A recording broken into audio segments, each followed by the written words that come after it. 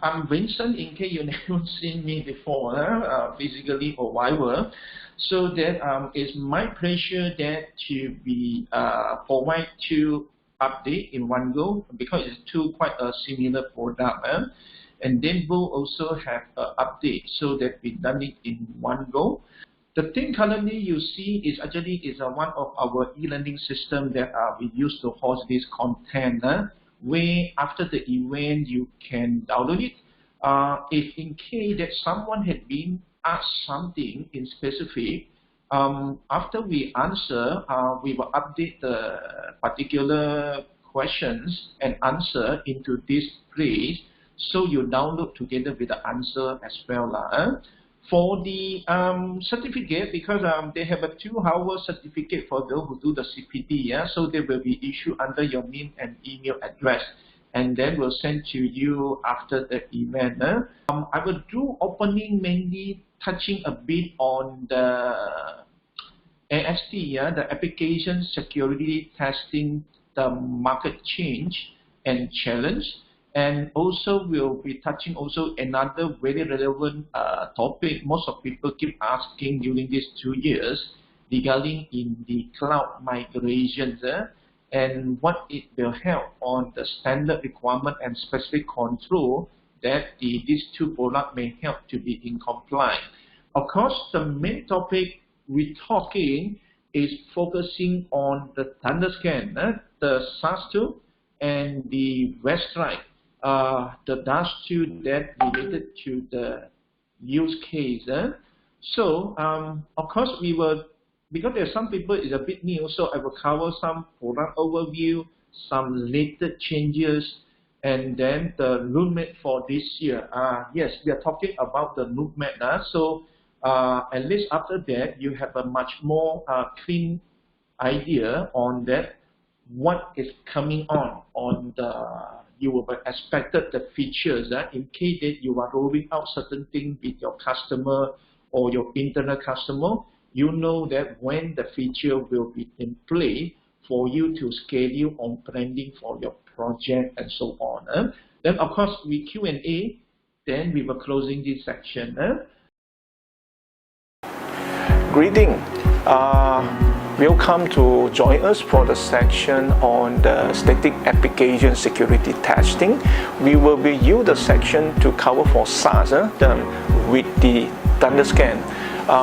The product is being very robust and modern, that is being designed and become more and more popular in the most of the engagement that we have made. Some customers have been very happy with the robustness of the architecture that he can be able to deploy, even that is already container ready, where they save them a lot of time for future further migration on the technologies. So what we did, we will be cover on the latest change and the latest build on this, the Thunderscan, the product, the functionality, benefit. We also doing based on the walkthrough basics, and then also will be talking and cover you on the respective industry standard security control and the standard that it used to be addressing, and as a form of a compliance that you maybe want to know. So please enjoy the sections.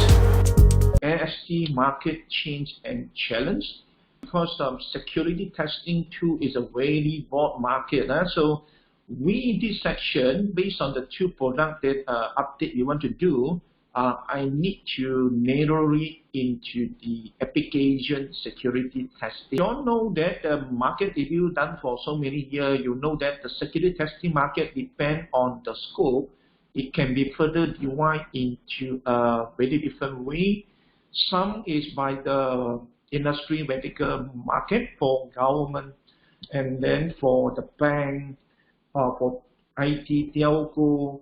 Some is based on the tool like automate testing tool, like for code review tool, pen testing tool, web testing tool, that manner. So we are talk specifically also in the dimension that as the application security testing, is specifically for the static application security testing with the Thunderscan basically is a code review tool. And then for the dynamic application security testing tool, the Webstrike, there is automate web scanning tool. But we note the position from this tool is automate DAST. It is not the main pen testing tool that you're using, like the way that you configure with proxy, then you manually to try to manipulate the parameter to bypass auto flow. Not that type, but it's more on enterprise to automate scanning to do mass volume on scan and report. So this is what we were touching all those things. Even that I intend to talk other area, but it is not the topic today, so we will be excluded. We talk the web application. We talk about this web component that is involved on the web client, the transport, web server, application server, database server. Of course, if you source code scenario, you can only done with like the Thunderscan, the SAST tool. But you say like other things, yeah, that is typically usually recovered by the DAST tool. But of course, if you want to do like exploit manual testing, you got to doing using the MAST tool, the manual application security testing tool. So depend on your scenario. Typically, these two kind of tool you will be deployed in based on your use case. Either you will deploy into the laptop as a consultant or pen tester, or you will deploy somewhere between your own network segment that will be installed as a dedicated machine, laptop or even the server, and then you do it with the DevSecOps integration, or you are be doing an install for the development server scenario. IDE SAST is only meaningful for those people like developer who are using like let's say like you're using the IDE like Visual Studio, right? So you are using the tool like Thunderscan, so that you need to trigger all the scanning directly from your IDE interface. So this is what we mean like that scenario. It involves the SAST, the DAST, the mainstream. But of course, then this few years, we start to see like software composition analysis, or you so-called the open source module analyzing, because there is a thing that your developer plug into your application. They don't have a source code most likely, or you are outsourced to people build the module for you, right? So they need to testing those scenarios, but without the source code. Or IAST. It's been talked this few years, but it's not really that popular as most of people expected. So of course, that pen testing is a different domain that is quite related, but this is all overall we talk is application security testing. In the trend for shift left, a lot of people used to using automate scanner, like let's say dynamic application security testing. It's two-way free. One way is that they start to learn the manual penetration testing to continue to be value added. Because of the reason that in the modern, especially for this recent 5 years or maybe longer, all those in the past, the automate DAST scanner, you can scanning and detect a lot of vulnerability. But all those things from this few years is slowly that being patched or updated and enhanced by all those respective software vendors, let's say on their framework or their versioning. So for using the DAST, sometimes you found it very difficult to getting some very useful vulnerability to work on your technical vulnerability management, and then to perform your threat modeling and so on. So that's why they need to shift to either perform the manual penetration testing to exploit all those thinking, or they shift left because they will start to make use of the source code scanner instead, then it is scanning from the source. Shift left is the definition based on security people, but for developer who used to already using like the source code, the static one, right, the SAST, actually they are turned right. But turn right, they don't really operate those like the DAST to all those thinking. Instead, they are accessing to the concept called DOP or secure DOP or DevSecOps to be using the API access and then to perform the scanning to achieve what they want to do. We saw that the trend is continue to be moving this way. More people is more concentrated on DevSecOps, especially for reason these 2-3 years.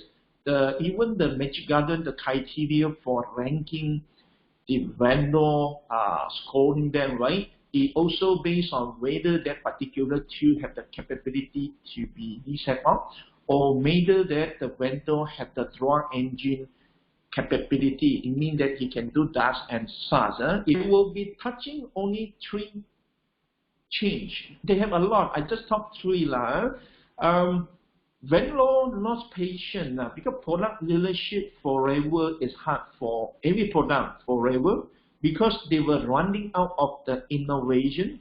Copycat were coming in, maybe doing more better offer and so on, while at the same time the product leader company, they are losing the patience to be fall in love to continue to do what they do. They start to be like to selling the company and so on. So end up that you notice that in this market, those companies who usually originate to be market leader, but actually the position is not forever. They will be fall or sometimes disappear at all, or being digested somewhere somehow. Highly expected EPP no take over the market. EPP, okay, endpoint protection platform EPP. A couple years back, actually it become where all the major vendor is actually talking about to expanding their portfolio to doing end-to-end, inclusive also to provide the capability to provide for vulnerability assessment or all those kind of features, being part of their EPP package. That usually those things is all the major leading antivirus big houses. Just like they had the transition like in the past, they will be take over the personal firewall, or those things they will integrate into their product line like that. But unfortunately, those things, even that they talk so big, but this few years what we noticed that is actually is a reverse. They have a new rising of the generation of the better product that doing every, they actually eating up their core pieces on those big houses. So end up, they are not have the time to look into expanding their EPP protection, the platform, to doing also for the vulnerability or application security testing as part of the module or functionality in the services. And you see all the big houses now, either they are sold, either they're breaking out or resold, and so on. Rising for the platform-based login solution is rising. They from those like the application security vendor, they start to inventing the so-called platform-specific solution that with a lot of add-on module. They want to log in you into their solution, well, to be in the single platform for choice to do everything. Those are very technical, sonic, direct design for achieve and solving a very specific problem kind of the solutions, right? It will remain there in the market because they are designed to solve certain specific problem in hand. And then they are so handy that their value continue to be will be in the market, even that they may not be making a major new headline because new term always people like to be attracted by new terms like platform specific or whatever. But those few that who are working continue to be working. In particular, those vendors that choose to be specializing and focusing on do what they did. They will continue to do a very excellent job to be provide those tools to the market for their respective use case scenario. We jumping into the cloud migration. A lot of people, one way or another, forcing to do so, or by regulation, or because of the changing the business landscape. Everyone is migrating to the cloud in certain extent. So of course, that when the time we talk about that, all the two tools that we're talking about, how they are used to be compliant. The keyword here is comply, or to address some of the ISO 27 family of standard. Okay, so most of our company, if you in this IT business, definitely you are familiar with the 27,000, like 2700, because this one you can get certified. But you notice that they have some related regulation requirement, like let's say that because we talk cloud, because we kind of focusing on cloud for this topic, in particularly for the industry guide that relevant is the 20,017.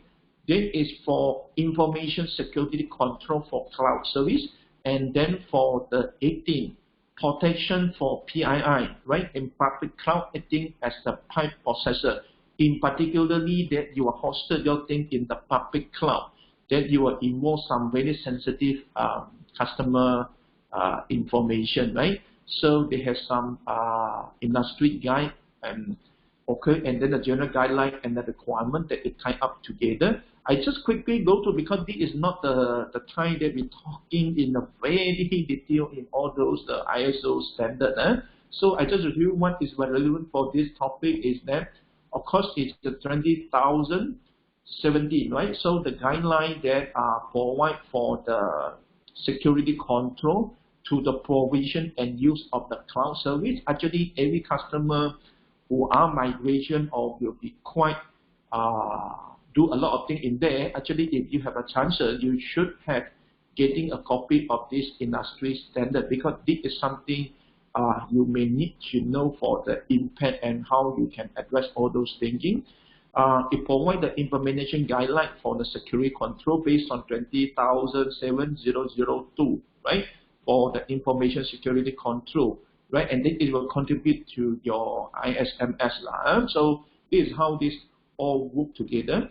It can be used by both the cloud service provider, I mean the supplier, let's say like people like Amazon, Microsoft, and Google, but it also will be applicable to the customer, I mean the one who subscribe to their services. 2018, this is the guideline for the protection for personally identifiable information, PII, for public cloud acting as the PII processor. This is again is based on the 20,702, and then the privacy principle present in the 29,100, and then for the PII protection, we are talking about 009, right? So that it is talking about for this particular thing. Parent for the whole roof is about your ISMS. So this requirement applies to all the organization regardless of the size, type, or nature of operation. This one you cannot get the certificate for this standard, because this is provide the further definition and explain. It provides a list of the security objective and control that practice in the information security. Other source of a useful thing for your continued professional development, you may look into like the NISP, I mean this US one, the SP800, because this is the part that applicable into the security information, right, in the proactive manner. And then the NISP, this is a European Union EU, the Agency of Cyber Security, that they are provide to provide you for all the guidelines that they also provide very extensive of the cloud security for some of the standard best practice for all those thinking. Another one is the CAS Star, for we all know is a Cloud Security Alliance. They also provide a very workable standard and some best practice for the people to be looked into. Cloud computing is a model of enabling the users convenient on-demand network access to a shared pool of configurable computing resources.